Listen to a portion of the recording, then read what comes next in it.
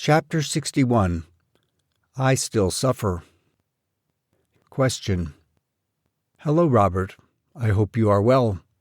Would you mind if I ask you something? You have said that life is supposed to have suffering, and that we can't really escape it. But many teachers, including the Buddha, say that there is an end to suffering.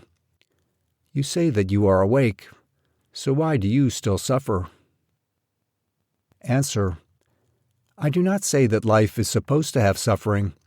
I say that suffering is part of this aliveness, and that efforts to avoid suffering or escape from suffering are a denial of this aliveness. Some of that denial may employ belief in the words of so-called masters, including the Buddha, who in the mind of modernity is more than just a master, but an iconic mythological character, whose words are held by many to be absolute truth. I do not think that anyone's words are absolute truth. We are all just human here, including Gotama, assuming that such a person actually existed historically. But even if there was such a man, we cannot know what he really believed or really said, despite the insistence by some Buddhists, mainly the Theravadins, that the suttas in the Pali Canon are accurate historical accounts. Obviously, they are not. Those suttas, which are said to be accounts of talks given by Gotama to the monks of his era, were preserved orally for around 450 years, passed from one person to another in the form of stories, until finally, after much debate, they were put into written form during the Fourth Buddhist Council in the 1st century BCE. 400 or 500 years is a long time. It's easy to say 400 or 500 years, but difficult to imagine a span like that in human terms. If you ever played the game of telephone as a child, you will know that even a single sentence can be distorted and possibly have its meaning changed entirely in just a few minutes of being passed from mouth to mouth. So the idea that those suttas are in any way an accurate accounting strains credulity. But so great is the desire of humans to have an infallible authority on whom to rely that millions of Buddhists take every word of those scriptures as literally true and factual. And it is not only Theravadins who believe in an end to suffering. That idea has penetrated modern spirituality so fully that contemporary teachers speak of it confidently, as if they themselves had experienced self-consciousness without suffering, leaving students to imagine that as long as they still suffer, they have not yet come to truth. That misunderstanding is what moves me to point out that although I find myself awake, I still suffer. I still suffer, for example, when I hear the American president, who in my professional opinion as a psychologist is seriously mentally ill, talking like a gangster and lying about everything with no regard at all to facts, while the people who voted for him dote on every word of that hate-filled, racist, sexist verbal diarrhea. That cat is one sick kitty, and he is contagious. I suffer from having to see that I am part of a race, the human race, that consists of a large proportion of nincompoops, and that many of the habits and customs of this world of ours are fashioned by nincompoops for nincompoops. Or I come upon a dog with a chain around his throat, tied up in the sun with no water in his bowl, a look of despair in his eyes. He has been tortured beyond even looking for help from me, the way a normal dog would. He won't look me in the eye. And when I try to bring water to him, I find myself being threatened with physical harm by the dog's owner. It's his fucking dog. If I did not suffer at such a sight, and did not want to alleviate the dog's suffering, I would consider that a form of spiritual bypassing. So although I am not thirsty myself, I must suffer along with the dog, and that cannot be explained away by awakening. I guess it's hard for you to get over hearing that even the wide-awake ones among us must suffer.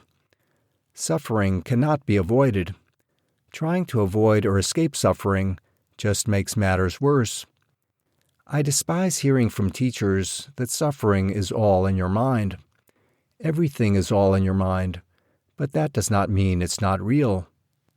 I was talking with my friend Dr. Robert K. Hall, an expert on Theravada Buddhism, a Dharma teacher himself, and a lifelong meditator in the Vipassana tradition, who at the time of this conversation was in hospice care and in considerable physical distress.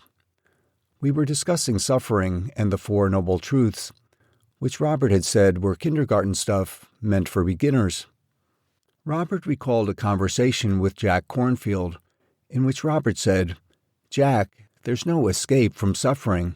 What is this bullshit?" And Robert told me Jack agreed. He doesn't know anyone who has escaped. Now, contemporary Buddhist teachers never claim to be enlightened. A faux pas like that would put them beyond the pale, but they do commonly speak as if enlightened. Jack Cornfield, for example, is famous for saying, "Enlightenment is an accident, but spiritual practice makes you accident-prone." Well, logically, how do you know that if you are not enlightened? So even honored teachers may have two accounts. The public account, in which the teacher speaks about the end of suffering and how to pursue it through practice, such as Jack's books and lectures, and the private account that is shared only with a trusted friend, if at all, in which you come clean. If enlightenment means the end of suffering, you really aren't enlightened and have never met anyone who was. This is not guesswork on my part, but a factual account of my observations of teachers and how they talk backstage when they are not teaching. If you have an interest in spirituality and spiritual teaching, it is crucial to understand this point. Most teaching represents a conveyance of tradition, not a phenomenology of direct experience. So if you want the boilerplate version of spirituality, to be instructed in Buddhist Dharma, for example, or non-duality, go sit at someone's feet. There, as a supplicant, you can get all the truth you like. But if you want to see things more as they are, forget all that hot air and find your own mind, which is yours to live with, like it or not, including suffering. As soon as one really comprehends the thorny truth that short of death, there is no exit from this aliveness and the relentless, painful self-awareness that comes with it, freedom is apparent. You are free to be you exactly as you are right now, and not free to be anything else, no matter what some teacher tells you. We all want what we want when we want it. Wanting what one does not have is a form of suffering. You may want a pain-free version of this aliveness, with transcendence of suffering as the final condition, the attainment. But think of the countless people on the earth who at this very moment are not thinking about transcendence at all, but only wanting some clean water to drink or a safe place to sleep. Question: what can one do then when there is suffering? The mind resists it. Thoughts of wanting to escape come up unheeded. This wishing for the end of suffering can't be stopped. What can one do? Answer: I advise forgetting what others say and allowing yourself to open your mind to this moment. Breathe in, breathe out. When you feel thirsty, drink. Be grateful that you have clean water to drink. Eat enough to keep the body healthy.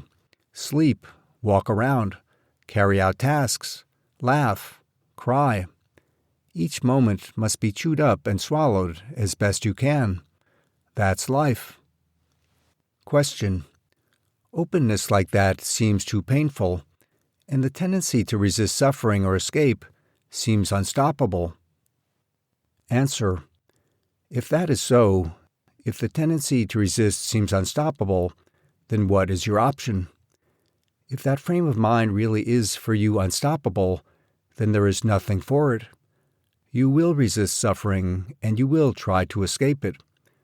That is what I mean by saying that you are free to be yourself exactly as you are right now, and not free to be anything else.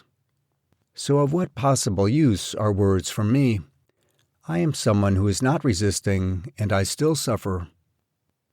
Question: when there is resistance, just chew it up and swallow it all too? Answer: yes, and try not to choke on it. Question: When you say awakening never ends, what exactly do you mean? Do you mean that noticing that this present moment is just what it is a never-ending process? Answer: Yes, I do mean that, and also that one's understanding of oneself and the world will never be final. Question: That is true. You don't know if tomorrow all your so-called understanding and realizations will completely reverse or something. What we have or know and everything else can change in an instant. Answer: Yes, that's the idea. Don't get stuck anywhere. Just keep walking.